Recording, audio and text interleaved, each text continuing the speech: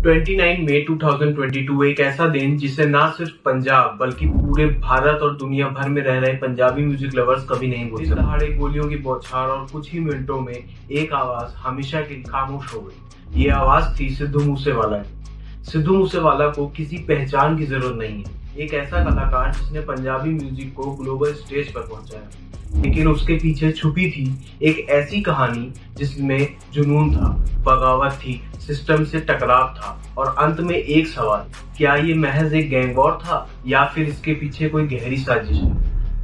आज हम बात करेंगे सिद्धू मूसेवाला के पूरे सफर की, जीवन, संघर्ष, संगीत, विवाद, राजनीति और अंत में उनकी हत्या तक की हर एक परत को खोले। 11 जून 1993 को पंजाब के मानसा जिले के एक छोटे से गांव मूसा में उनका जन्म हुआ। सिद्धू मूसेवाला का असली नाम शुभदीप सिंह सिद्धू था। पिता बलकौर सिंह एक रिटायर्ड आर्मी अफसर, माता चरण कौर जो गांव की सरपंच भी रही थी। पंजाब के स्टार्स अक्सर अपने नाम के आगे अपने पिंड का नाम जोड़ देते हैं, जैसे दिलजीत सिंह के पिंड का नाम दोसांझ है। कुछ इसी तरह शुभदीप सिंह सिद्धू ने अपना स्टेज नेम रखा सिद्धू मूसेवाला। छोटे से गांव में जन्मा ये लड़का बचपन से ही अलग था। 6th ग्रेड से ही मूसेवाला को हिप हॉप का बहुत शौक था। वह टुपाक शाकुर के बहुत जबरदस्त फैन थे। जहां बाकी बच्चे क्रिकेट खेलते थे, वो अमेरिकी रैप सुनते थे।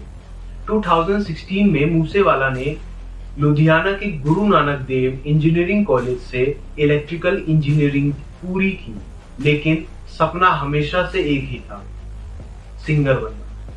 कनाडा ब्रैम्पटन शिफ्ट होने के बाद उन्होंने अपने करियर की शुरुआत की और तब किसी को अंदाजा नहीं था कि एक दिन ये लड़का दुनिया के सबसे चर्चित पंजाबी गायकों में से एक बने। 2017 में आया पहला गाना सो हाय, ब्राउन बॉयज और बिग बर्ड के साथ मिलकर बना ये गाना वायरल हो गया। उस गाने में न केवल एक साउंड था बल्कि एक बगावती एनर्जी थी। इसके बाद तो जैसे सिद्धू मूसेवाला अनस्टॉपेबल हो गए। Issa Jatt, just listen, warning shots, self made, dollar, old school और फिर आया उनका एंथम लेजेंड। हर गाने में वो ना सिर्फ म्यूजिक दे रहे थे बल्कि एक कहानी सुना रहे थे। उनके गानों में गैंगस्टर इमेज तो थी ही, लेकिन साथ ही उसमें दर्द भी था, जज्बा भी था और अपने कल्चर के लिए गर्व भी। उनकी आवाज और लिरिक्स ने उन्हें पंजाबी युवाओं का स्पोक्स पर्सन बना दिया। 2018 के बाद वो इंडिया और कनाडा में लाइव शोज करने लगे। एक के बाद एक उन्होंने हिट गाने दिए। मूसेवाला रातों रात स्टार बन चुके थे, आइकॉन बन चुके थे for the youth of Punjab end of course the global Punjabi community. उन्हें कई अवार्ड्स भी मिले, यहाँ तक कि ब्रिटिश न्यूज़पेपर द गार्जियन ने अपने top 50 up and coming artist 2020 में उनका नाम भी शामिल किया। सिद्धू मूसेवाला का करियर सिर्फ म्यूजिक तक सीमित नहीं रहा, उनका नाम अक्सर विवादों में भी रहा। AK-47 और हथियारों के साथ शूटिंग वीडियो वायरल हुए, पुलिस ने FIR दर्ज की, धार्मिक संगठनों ने गानों पर आपत्ति जताई। कहा गया कि वो गुरुओं और धार्मिक संदर्भों को गलत तरीके से पेश कर रहे हैं। एक गाने में एक महिला फ्रीडम फाइटर के बारे में बात की तो मामला कोर्ट तक पहुंच गया, लेकिन फैंस का मानना था वो जो लिख रहे हैं वो उनकी हकीकत है, क्योंकि पंजाब की हकीकत ही कुछ ऐसी है। गैंग कल्चर, बेरोजगारी, ड्रग्स और टूटा हुआ सिस्टम। इतनी जल्दी इतना बड़ा स्टार बन जाए तो उसके पीछे पीछे कोई ना कोई कंट्रोवर्सी तो जरूर आएगी। सिद्धू मूसेवाला के पीछे भी कंट्रोवर्सीज का अंबार लगा हुआ था। 2019 में मूसेवाला का एक गाना आया था। इस गाने में मूसेवाला ने 17वीं सेंचुरी की सिख वॉरियर वुमेन बाई भागो का नाम लिया था। इस वजह से उन पर सिखों की धार्मिक भावनाओं को आहत लगाने का आरोप लगा। अकाली दल ने इस गाने पर बैन लगाने की मांग की थी। फिर दिसंबर 2020 में एक और कंट्रोवर्सी हुई तब जब मूसेवाला ने फार्मर प्रोटेस्ट के समर्थन पर एक गाना रिलीज कर दिया जिसका नाम था पंजाब माई मदरलैंड। इसके अलावा एक कंट्रोवर्सी जो हमेशा मूसेवाला के साथ चलती है, उन पर एलिगेशन था कि मूसेवाला अपने गानों से गन कल्चर को प्रमोट कर रहे हैं। इनफैक्ट 2022 में मूसेवाला के 2 वीडियो सोशल मीडिया पर वायरल हुए। एक में वह कुछ पुलिस वालों से AK-47 चलाना सीख रहे थे, दूसरे में वह संगरूर के पास लड्डा कोठी शूटिंग सेंटर में अपने प्राइवेट पिस्टल से शूटिंग प्रैक्टिस कर रहे थे। मूसेवाला पर आर्म्स एक्ट के तहत केस दर्ज हुआ। इसके बाद उन्हें केस में बेल भी मिल गई। मिलने के बाद मूसेवाले ने एक गाना फिर भी रिलीज किया जिसका नाम था संजू। इस गाने में मूसेवाला ने अपने आप को संजय दत्त से कंपेयर किया। आपको याद होगा संजय दत्त भी आर्म्स एक्ट के तहत ही फंसे थे, पर मूसेवाला के साथ समस्या यह हुई पर गाने के लिए उन पर FIR हो गया। 2021 में एक बड़ा फैसला लिया। सिद्धू मूसेवाला ने कांग्रेस पार्टी ज्वाइन की। 2022 में मानसा सीट से विधानसभा चुनाव लड़ा। कई लोगों ने सवाल उठाए, क्या सिद्धू मूसेवाला को राजनीति में आना चाहिए था? लेकिन सिद्धू का कहना था, मैं आवाज उठाने आया हूँ, जो मैं गानों में करता था अब सिस्टम में रहकर करूँगा। इससे एक दिन पहले पंजाब सरकार ने 400 VIP लोगों की सिक्योरिटी हटा दी। इसमें सिद्धू मूसेवाला का नाम भी शामिल था। हैरानी की बात तो ये थी कि सिक्योरिटी हटाने की पूरी लिस्ट सोशल मीडिया पर डाल दी गई। 30 से ज्यादा गोलियां 2 मिनट में एक जिंदगी खत्म। और अब बात उस दिन की 29 मई 2022 शाम के करीब 4:30 बजे सिद्धू मूसेवाला अपनी गाड़ी में चल रहे होते हैं। करीब 5:30 बजे मूसेवाला की गाड़ी उनकी मौसी के गांव जवाहर के पास तक पहुंचती है। अचानक उन पर पीछे से गोली चलाई जाती है। एक दूसरी कार मूसेवाला की जीप के आगे खड़ी हो जाती है और उनका रास्ता रोक देती है। मूसेवाला की SUV के सामने एक आदमी आता है। उसके हाथ में एक रशियन असॉल्ट राइफल AN-94 होता है। वो ताबड़तोड़ मूसेवाला की तरफ फायरिंग करना शुरू कर देते हैं। मूसेवाला भी अपनी पिस्तौल निकालते हैं। 2 राउंड फायर तक कर पाते हैं, पर पिस्तौल असॉल्ट राइफल का मुकाबला कहाँ कर पाएंगे। देखते ही देखते मूसेवाला की गाड़ी को 3 तरफ से घेर लिया जाता है। पुलिस के मुताबिक 8 हमलावर 2 गाड़ियों में घटनास्थल पर पहले से ही घात लगाकर बैठे हुए थे। मूसेवाला पर 30 राउंड गोलियां चलाई जाती हैं। जब गोलीबारी रुकती है तब हमलावर में से एक आदमी मूसेवाला की बॉडी को चेक तक करता है, कंफर्म करने के लिए कि वह मरे हैं कि नहीं। उसके बाद वह अपनी गाड़ियों में बैठकर वहां से निकल लेते हैं। मानसा के सिविल हॉस्पिटल में सिद्धू मूसेवाला को ब्रॉड डेड घोषित कर दिया जाता है। पोस्टमार्टम रिपोर्ट के अनुसार मूसेवाला को 19 गोलियां लगीं और गोली लगने के 15 मिनट के अंदर अंदर उनकी मौत हो गई थी। दिन दहाड़े की गई महज 28 साल के इस पॉपुलर सिंगर की हत्या के बाद कई सवाल उठ खड़े हुए। इस हत्या के पीछे हाथ किसका था? हत्यारों का असली मकसद क्या था? मूसेवाला का गैंग वॉर से कनेक्शन क्या था, कितना गहरा था, और मूसेवाला उस दिन सिक्योरिटी के बिना घर से क्यों निकले थे? पुलिस ने जांच शुरू की। सामने आया नाम लॉरेंस बिश्नोई और कनाडा में बैठे गैंगस्टर गोल्डी बरार का। कहा गया कि यह हत्या विक्की मिड्डू खेड़ा मर्डर केस का बदला थी। लॉरेंस बिश्नोई गैंग ने खुलकर जिम्मेदारी ली। पुलिस ने कई गिरफ्तारियां की। इंटरपोल ने गोल्डी बरार के खिलाफ रेड कॉर्नर नोटिस जारी किया। लेकिन असली सवाल अभी भी बरकरार है, क्या यह सिर्फ गैंग वॉर था या फिर राजनीति और पुलिस मिली हुई थी? खैर, मूसेवाला की जिंदगी से जुड़ी कंट्रोवर्सी जो भी रही हो, उनकी मौत के बाद अभी तक के इन्वेस्टिगेशन में यह बात साफ हो चुकी है कि यह वजह नहीं थी जिसकी वजह से उन पर गोली चलाई गई थी। पंजाब पुलिस की माने तो मूसेवाला के हत्या के पीछे सिर्फ और सिर्फ एक मेन मोटिव है, वो है रिवेंज।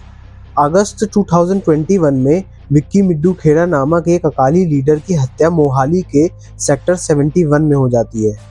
मिड्डू खेड़ा लॉरेंस बिश्नोई के करीबी माने जाते हैं। यहाँ आपको बता दें कि लॉरेंस बिश्नोई कोई छोटे मोटे गैंगस्टर नहीं है।